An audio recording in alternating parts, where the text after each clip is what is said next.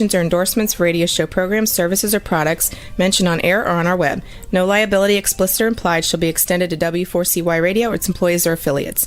Any questions or comments should be directed to those show hosts. Thank you for choosing W4CY Radio.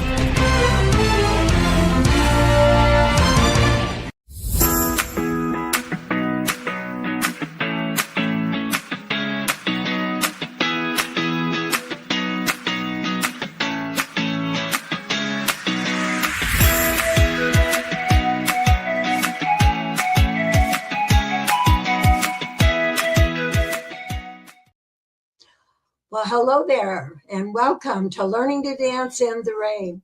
I'm Shelby Wagner, your host, and today's episode is a heartfelt tribute to the incredible women whom we call mom.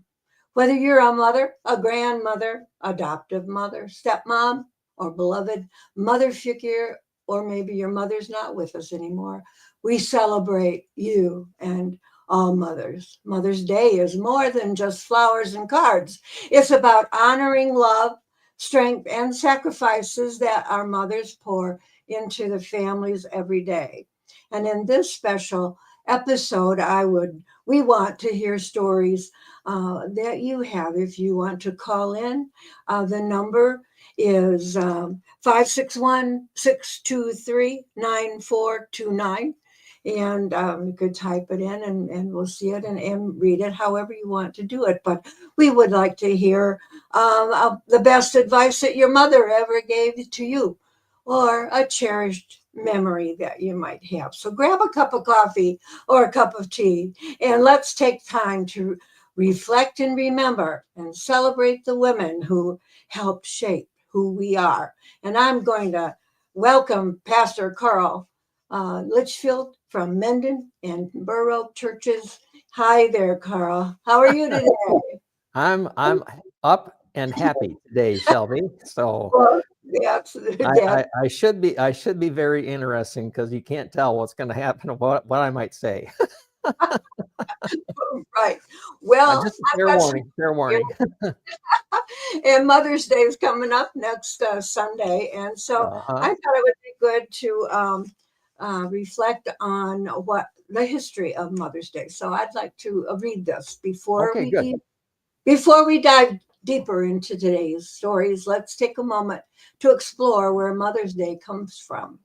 Mother's Day in the United States was largely shaped by Anna Jarvis in the early 1900s. After her beloved mother, Anne Reeves Jarvis, passed away in 1905, Anna wanted to create a special day to honor the sacrifices and dedication of mothers everywhere. In 1908, she organized the first official Mother's Day celebration in a small church in Grafton, West Virginia. Her heartfelt effort spread quickly, and by 1914, President Woodrow Wilson signed a proclamation making the second Sunday in May a national holiday, a day that we set aside to honor our mothers. But here's the twist. Anna Jarvis eventually became disillusioned with how commercialized the holiday became. She had envisioned a simple, heartfelt tribute, but soon florists, card companies, and retailers turned it into a money-making event. Anna spent her later years actually campaigning against what Mother's Day had become. Of course, the idea of honoring mothers isn't unique to America. The ancient Greeks and Romans held festivals for mother goddesses like Rhea or Sybil, and in the United Kingdom, Mothering Sunday has been celebrated since the 1600s and tied to visiting one's home or mother church.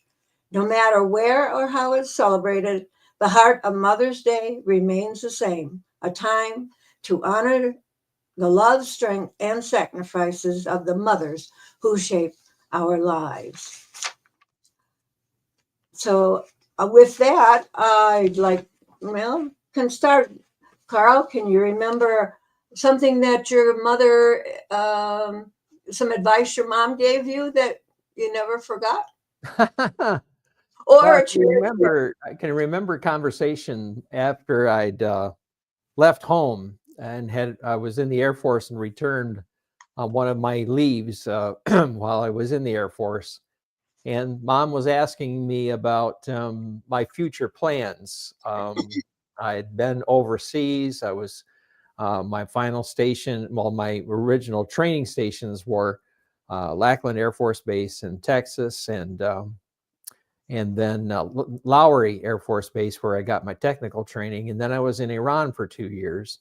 My last assignment was Cocoa Beach, Florida, at Patrick Air Force Base. So Mom was asking, "You've been around a little ways. Have you've seen a little bit of the world? Are you interested in living anyplace else, or are you going to come back to Michigan?" And I said, "Michigan's my home. I'm going to come back." And I think that's what Mom was searching for, had I been kind of cut loose, and would I be further and further away, or remain away, or would I return? And I think that answer really satisfied her, that my plans were to return. So except for my sojourns away in the Air Force and my time away in seminary when I was in Ohio for 4 years, the remainder of my life I've been living here in Michigan. It was fairly close to my parents. When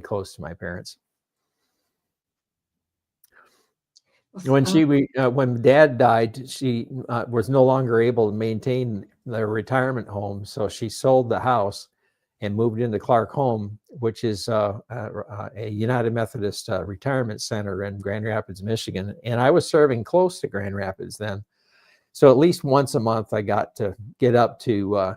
I'd have an appointment, somebody in the hospital or something like that, and I'd be sure after the ministry thing was done, then I'd get over to Clark and have lunch or dinner with my mom and spend time with her before I went home. So that was important connection times for me. Well, I wouldn't be where I am today if my mother hadn't been very interested in me and my sister and brother also to become piano players. When I was about 12, my mother said, "If I can afford, to start saving money for a piano, will you learn to play it?" And I said, "Oh my, I would love to do that." Now I was 7 years older than my brother and 9 years older than my sister. Wow. And okay. So it wasn't long till one day Mom says, "Come on, we're going to go buy a piano." And of course that meant lessons and so on. And I think it was about 12 or 13 that I started piano lessons. And a side note on that was we got a piano teacher, and I thought he was probably 100 years old. Oh no. But there was an obituary Mom saved for me like 60 years later that my piano teacher had died, and he wasn't probably in his 30s or 40s when I took lessons from him. But it shows ancient over the hill for a girl of 12 years old. Right. So that started my piano lessons. Yeah. Then when I was about 16, Mom says, "Okay, I'm going to leverage my money, and you're going to teach the younger kids to play the piano." Oh. So I started my piano teaching career with my brother and sister. Wow. Well, my sister, she became a music teacher as well as I did. She encouraged me later in life to get my music degree. But my brother, he told me about 3 or 4 years ago, he said, "That was not what I wanted to do. I didn't want to play the piano." I said, "Well, no wonder you gave me such a rough time." Well, they're either with you or against you. Yeah.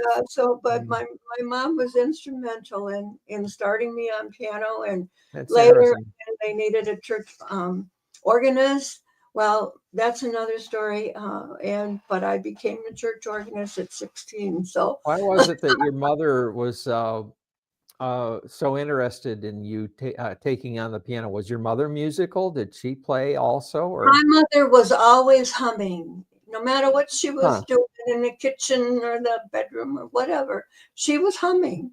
She had music. She had music within her. Right. And it was, I only remember hymns actually. Her favorite was In the Garden. Oh, yeah. Oh, yeah. Quite a bit. And she was in choir in our church, in Presbyterian Church in Auburn Hills. She was in the choir for 50 years. Wow. Sang, Wow. Yeah. And she was sad when she had to give it up. Yeah. She did. Wow. I did not know, but when she bought, after I went away from home, and she bought a different piano, and she took the free lessons with that. But she said she was left-handed, and so she she used that as an excuse for not being able to play it. But I've had several adults start piano lessons with me, and when I look back on them, I think there were about 12 or 15 adults that started, but there was only one that lasted for, I think she lasted for 2 years. Wow. And I wonder if she's still playing, because really advanced. I don't know about that, but just how my mother was left-handed also. Was she? And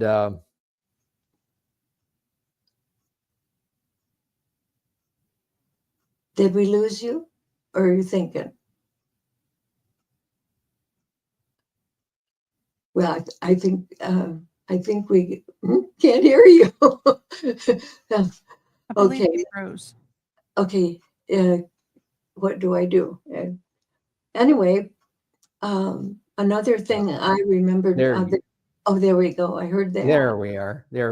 I wanted to mention my mother was left-handed also, and her gift was knitting. And she was self-taught. She watched someone knit, and she took it up herself.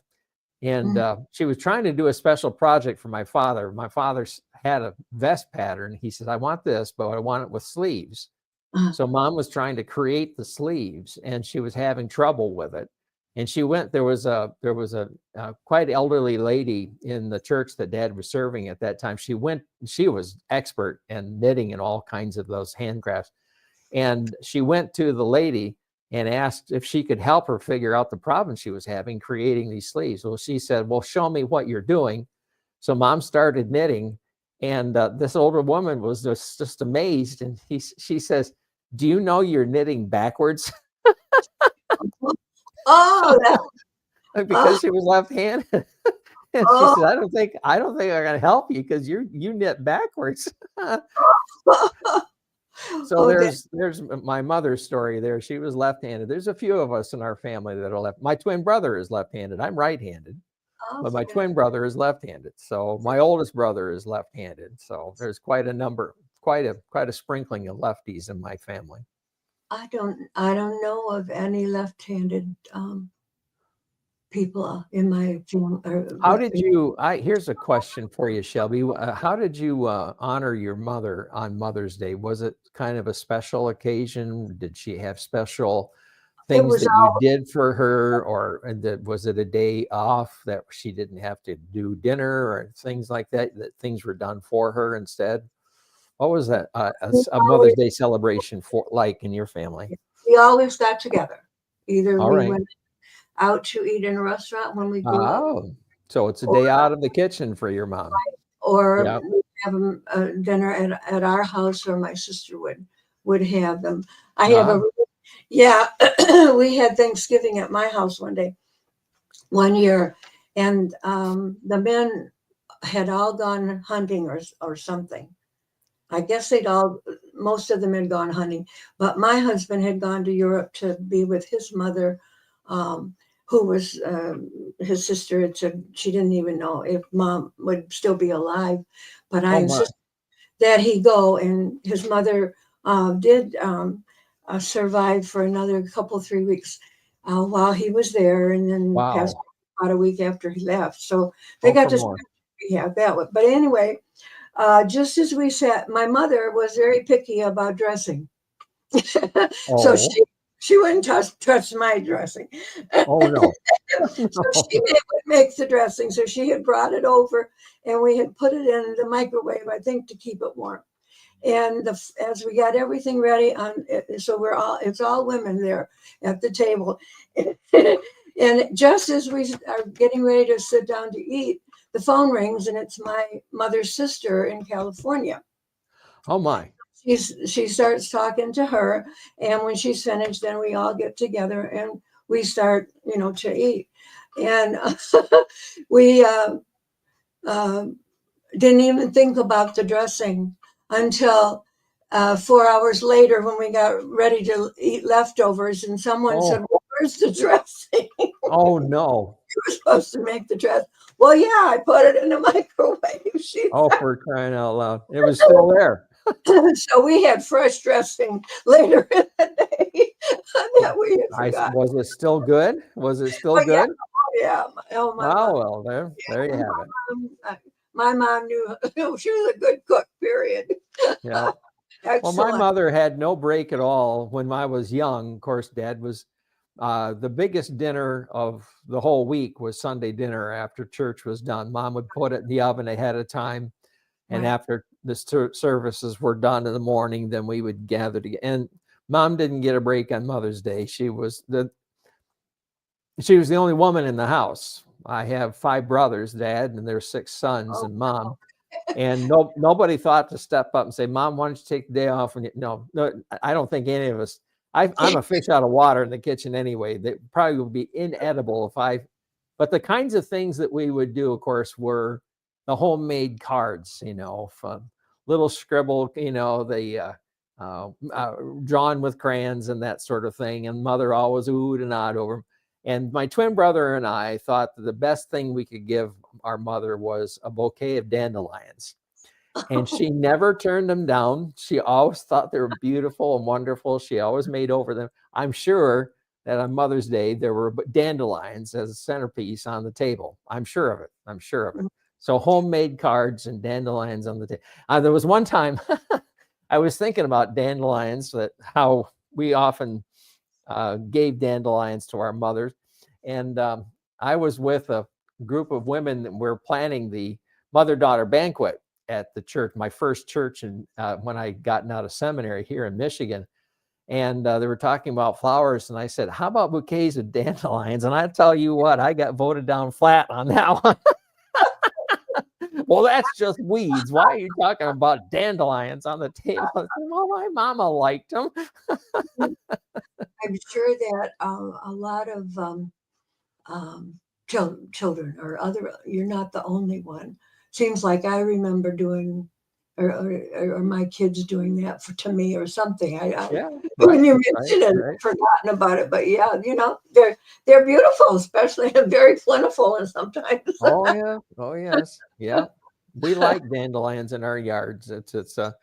We've been told that the dandelions are the first things that feed the bees and the pollinators and the butterflies and like that. And early in the season, that's the first thing that they can come to, because that's the first thing available. So it's good to have dandelions around. Right. So. Very, very good. Very good. Yeah. I don't know if interesting, but about 3 years after I started, about when I was 15 or 16, one of my cousins asked me to play for her wedding, the piano. And oh my gosh, I can't do that, and well, I think you play beautifully, and I'd like you to play for my wedding. Wow. So, okay, well, I guess I can learn, So we got to the wedding rehearsal, and there was this big thing over by the pulpit, and I thought, what is that over there? And someone said, oh, that's the organ. I says, oh, really? And so I think the pastor heard us, and he, come on, Shelby, and took me over to the organ and opened it up and turned it on. He says, why don't you try to play, sit down, play it. Oh my goodness, I could. I mean, this was not a pipe organ, but it was a big electronic one. Sure. It was late for some one of the attendants was late. I don't know if he got lost or what, but so I had maybe half an hour to fiddle around on that organ before he got there. And when he got there and they started the organ, and Joan came up and she says, Shelby, you're playing the organ tomorrow for my wedding. Oh, for goodness sakes. Oh, that was rehearsal time. That wasn't the wedding itself. That was Yeah, then it rehearsal. was like, And I said, what? And she said, the first time I sat down at the organ, and she says, I like it, so I want you to play the organ for my wedding. And wow, that's something else.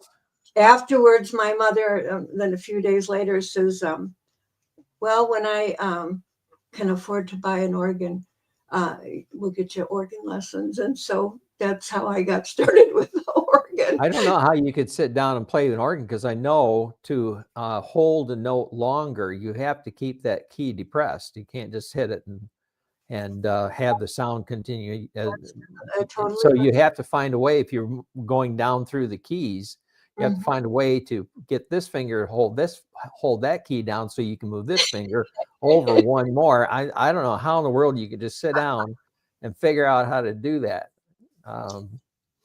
I certainly don't have that dexterity, and my fingers are short. My hands are small. My fingers are short. I don't think that I know I couldn't play the guitar anyway. My fingers are too short to make the chords. Never piano lessons at all. No, never did. My older brothers, the 4 oldest brothers, each of them played an instrument. My dad played the French horn. My oldest brother also learned to play the French horn. And my second oldest brother learned cello and played in an orchestra instead of a marching band. And then my third brother, Gregory, he learned, he wanted to play the saxophone.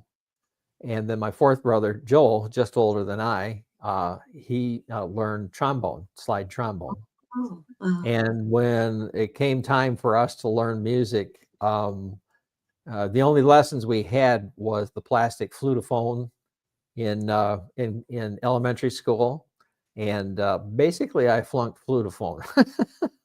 I was not good at all. And I was not musically inclined to take on an instrument. I could always sing, by listening, and I don't know music, and I'm just imitating what I hear. But I was more interested in sports, more so than my older brothers. Although my second oldest brother, he was very interested in baseball and in cross country, and my brother, just older than me, he also ran cross country, but they had their musical interests, but Glenn and I did not. So did you sing in high school, or when you were younger? No, there was no. I don't know if they did. I don't know if they had choir available when I was going to high school. But I never did. There was no chorus, no glee club or anything like that I can recall. So I never. Well, I was more interested in sports anyway. If they had it, I was 3 seasons of sports. I was football, basketball for a little while, but I wasn't very good, and I gave it up after my freshman year, and then I ran track to keep in shape. So. When did you start singing then? Because you're singing now ever since I sang in my home church as a young adult and a newly married. I got to sing in our home church choir, and I sang next to my cousin Edwin. He was our oldest cousin, and he was a tenor, and I just listened to him and imitated him. So I learned to sing tenor that way. And Glenn also got involved, and he entered the choir, and we were singing tenor. And then the choir didn't sing in the summertime, so we would sign up for doing just singing hymns or something like that, solos and specials. And Glenn and I signed up for one particular Sunday. We had a very dynamic musician from Michigan State, who was our musician, who was our pianist and organist at that time. And Glenn and I had chosen "Come Thou Fount of Every Blessing" for our special, and we were going to learn how to sing it as a duet. And this organist he brought our voices out in maybe in only a half-hour practice. He got us singing boldly and more loudly, and helped us with parts. I think Glenn sang the lead and I sang the tenor. And it was our first time to do anything special. Probably I was about 21 years of age when that happened, when I started singing like that. And but it's been a wonderful asset to have a singing voice to go into in my ministry in churches. To be able to lead singing is a real benefit to the congregation. Oh yeah, yeah. And as I sit in the front part there on the piano, you're the only one I hear. Yeah, I'm drowning everybody else out. Hear this? That's a nice soprano in the back. I told her the other day she needs to sing a solo in church. Oh no, can't do that. But I said, well, yes, you can. But I doubt if she will. You know who I'm talking about. Patty. Well, we drifted far afield from Mothers and Mother's Day. That we have, so we need to get back to mothers.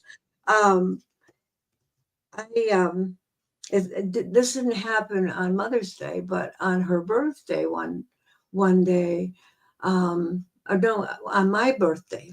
It was on my birthday. I gave my mother a birthday card for birthing me.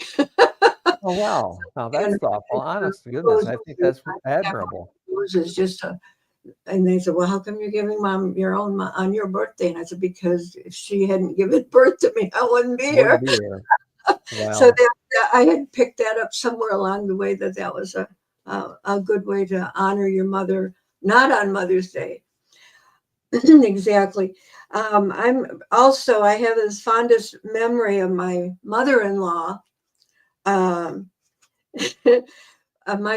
My husband's sister and her family were moving to Europe. Her husband had gotten transferred over to Germany, and so she had 4 boys, and so one boy was in camp, and Grandma stayed with the oldest boy in their home in Chicago or Illinois area, and I took the other 2 and had them at my house for a couple of weeks while Marion and Carl went over to find a house. And when Mom came to my house after they came back, she came and stayed with us then for a couple of weeks by herself, and she'd laugh and giggle every once in a while because Danny, who was the oldest boy, had wanted her to take him to a movie. I think he was maybe 11, 12 at the time, and he says, "Oh, but it's like Sound of Music. You'll really like it."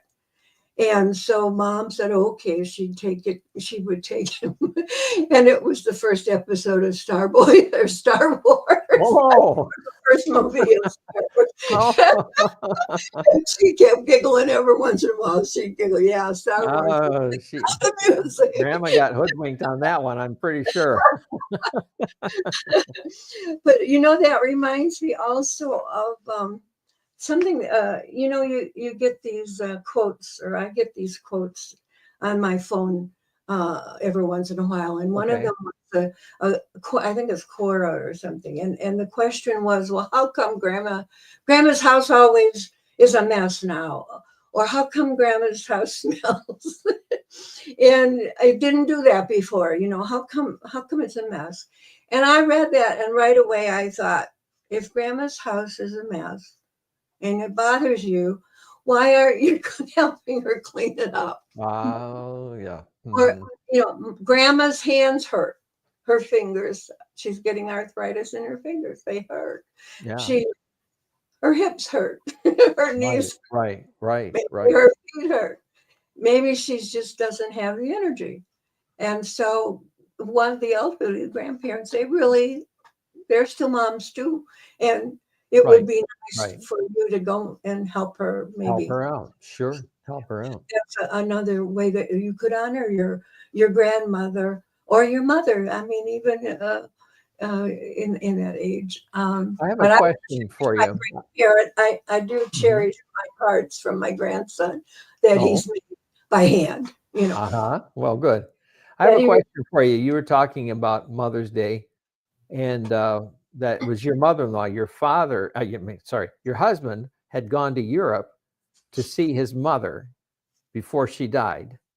I'm interested in why your husband's mother was in Europe, and how is it that she ended up dying there? Yeah, well, tell me the background story of your mother-in-law. all right. Let's see, where do I start? Well, my husband's sister was living in Europe. I mentioned that her husband had been transferred over to Germany. Had 4 boys, yeah, and so when Mom got a certain age, she was convinced. Well, whenever that she had a problem, I'd give her my advice. I was raising kids, so I knew something about doctoring. But Mom, I would give Mom my advice, and then she'd say, "Well, thank you, Shelby, but I'm going to take Marion's advice because Marion's a nurse." She's a trained nurse. Okay, well. Marion convinced Mom to come to Europe, Oh, but before, and she came back to America to travel with her across the ocean. But before they left, she called my husband, us, and she wanted Bob to promise he would come to Europe and see her. And of course, Bob, couldn't do that. And I said, yes, he will come. nice So, of you to volunteer him. when Marion called from Europe and said she didn't know how much longer Mom was going to live, I see. and I said, well, "Tell her you're going to be there, right It's there." time to go. Well, yeah, do that. I said, "You're going," and so he was only going to go for a few days, but of course the best ticket price was for 2 weeks. So I said, "You go." And so he went, and of course Marion said, "I don't know if she'll still be alive when you get here or not," but she was, and she survived the whole 2 weeks, like I said, and they had a very, very good time, and communicating and talking. She couldn't talk real well, but they understood each other, and it was very nice. And then he flew home after 2 weeks, and then she passed away. And then she died. We didn't know if she died while he was there and he was present with her when she died, or no. It turned out he was home at the time of her death. Huh. But he was really glad that he had gone, and so that. And Was of course, she brought back to the United States for burial? yeah, they sent. Yeah, she's buried in Florida with Grandpa. Okay. We're just curious about that. What kind of a mother-in-law was she? Did you get along with your mother-in-law? Oh, she was wonderful. She was the most gracious lady, and she and my parents and Grandpa too.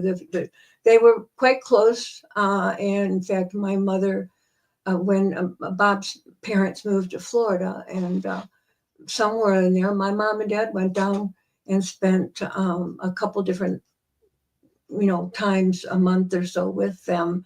And not only that, but one time my mother's mother in Arkansas, they picked her up and took her with them to Florida. And oh boy, did they get along. Yeah, I was really lucky. I had a wonderful mother, and I had a wonderful mother-in-law. Yeah. Very, very, very lucky in that way. We have a question out here. What if you were not close to your mother? Any I'm advice? sorry, I didn't catch that question. Yeah. What if you were not close to your mother? What's the reason that you weren't close to mother? Was it,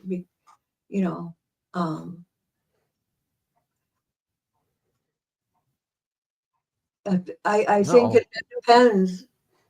I mean, there's not break here again.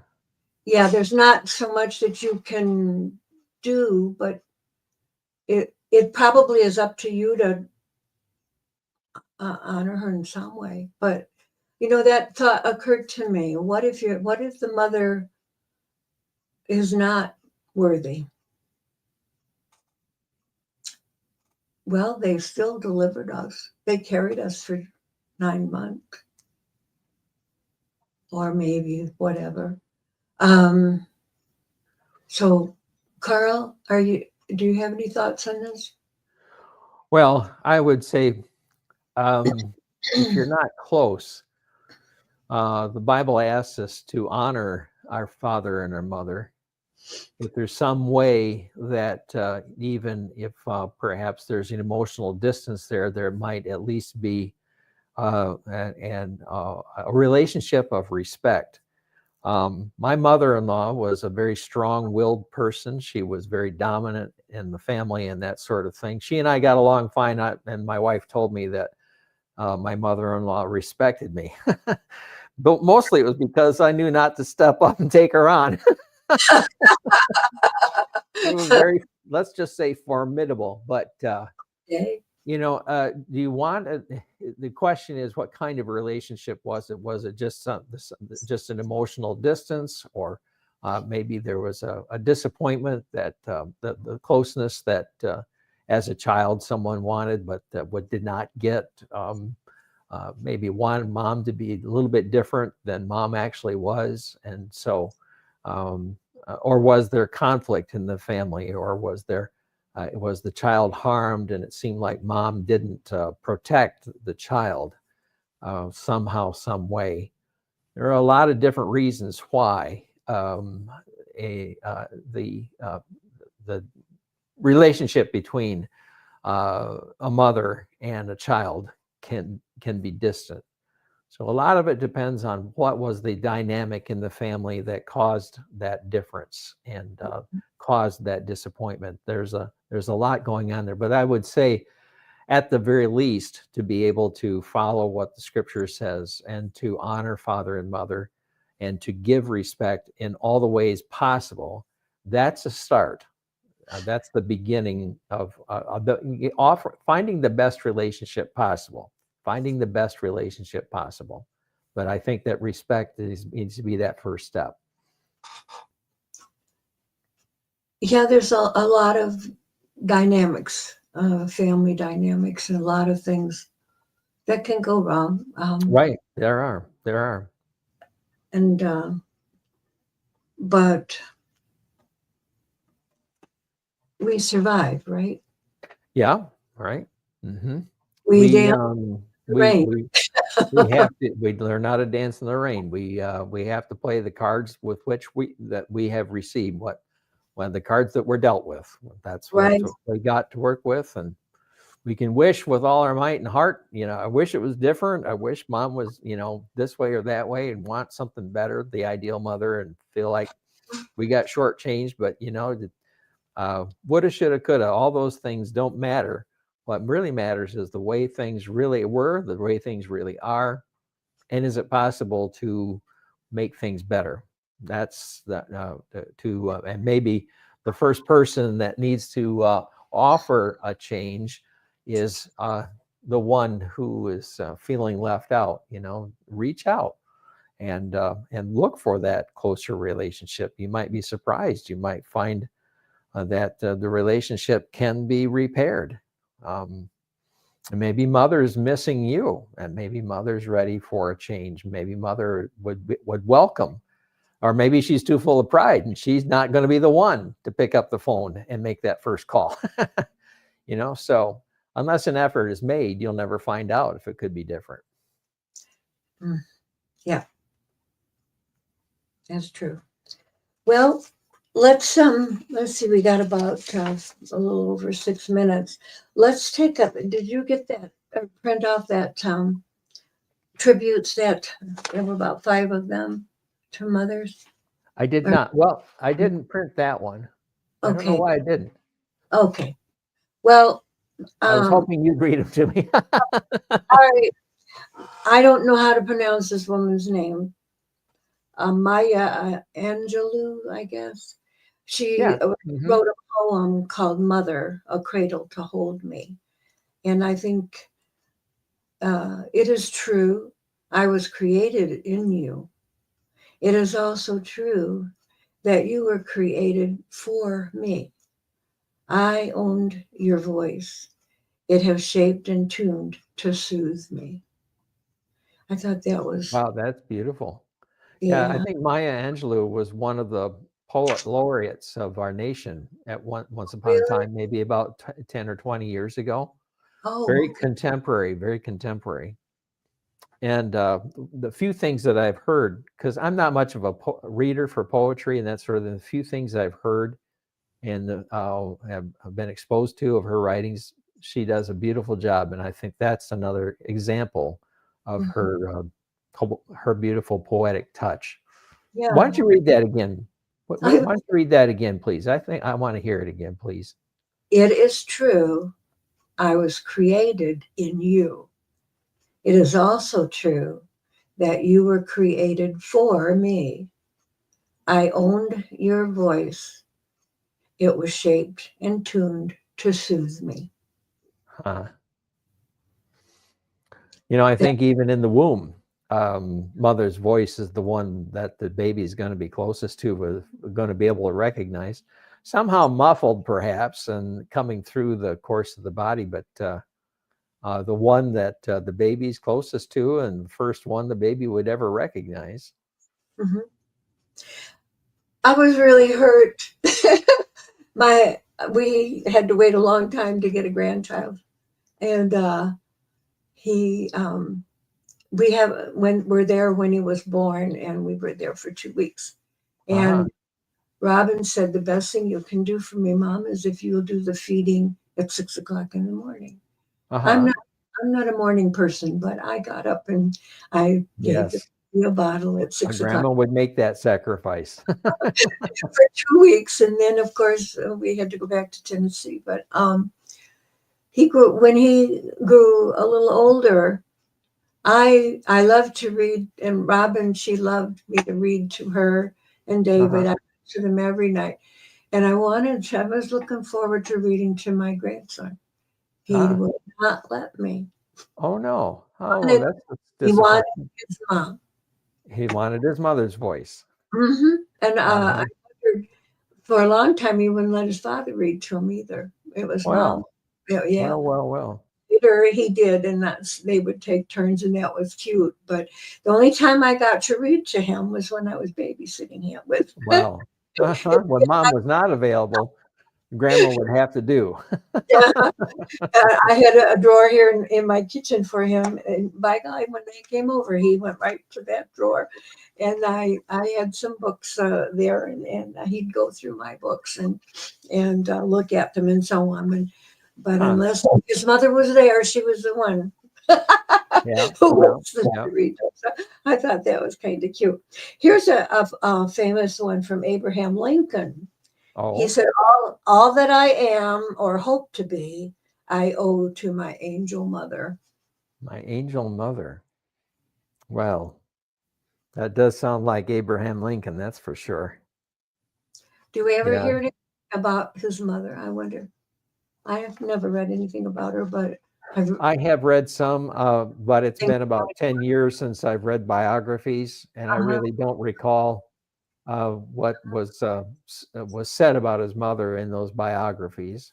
But I kind His of, father I, was quite distant and harsh at times, and so I think perhaps his mother was the more you would think naturally, but maybe not naturally always, but mhm, in that family dynamic, mother was more consoling and for Abraham mhm.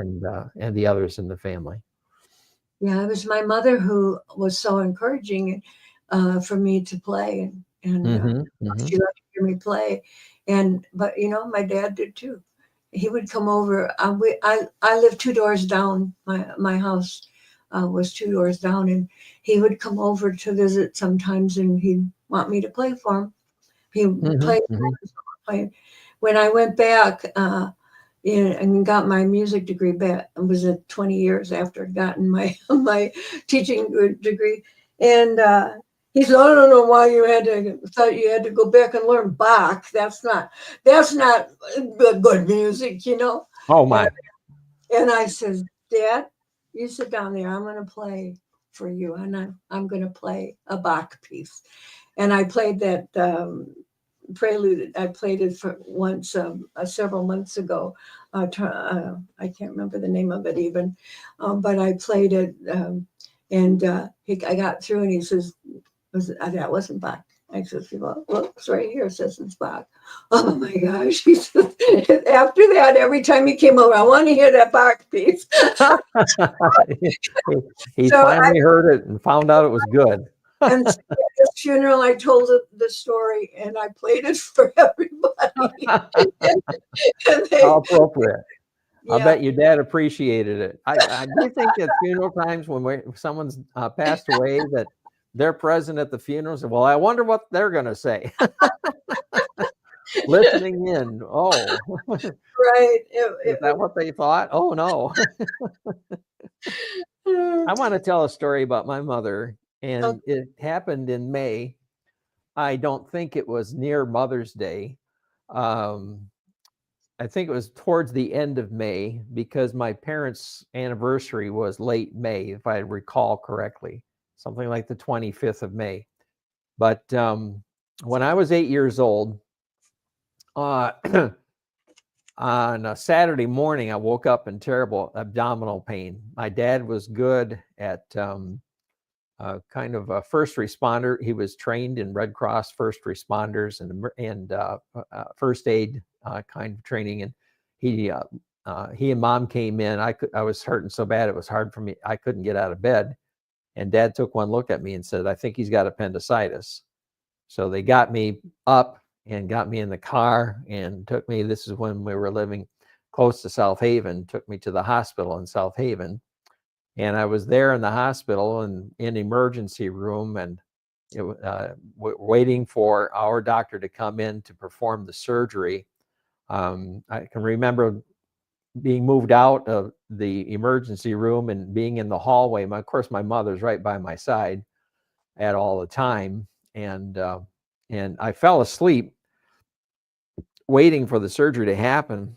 And kind of a side note to that, I woke up and I realized I was in the surgical suite, and they were tying my arms down, and I thought, oh, they're getting ready to do the surgery, and then I fell asleep again. And my mom told me later on that the nurse came out in the middle of surgery and said, "He's thrashing around. We're going to have to tie him down."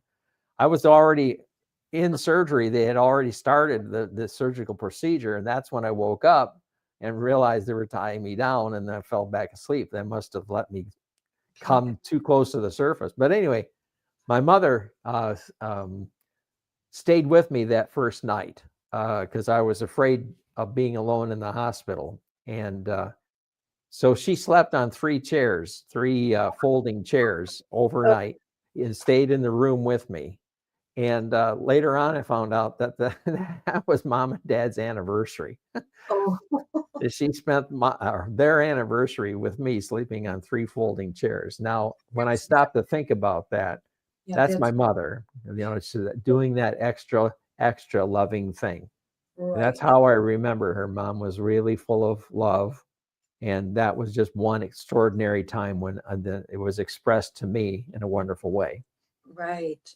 Well, mother's sacrificial love. Right. Yep. That's a good example. And we have to close now. I want to thank you for being with us today. And I hope that you enjoyed it, and we'll share it. It's on learningdanceintherain.com, and it's on any podcast search channel. It's on YouTube at Shelby Wagner. Thanks for coming today and be with us, and enjoy, and God bless you.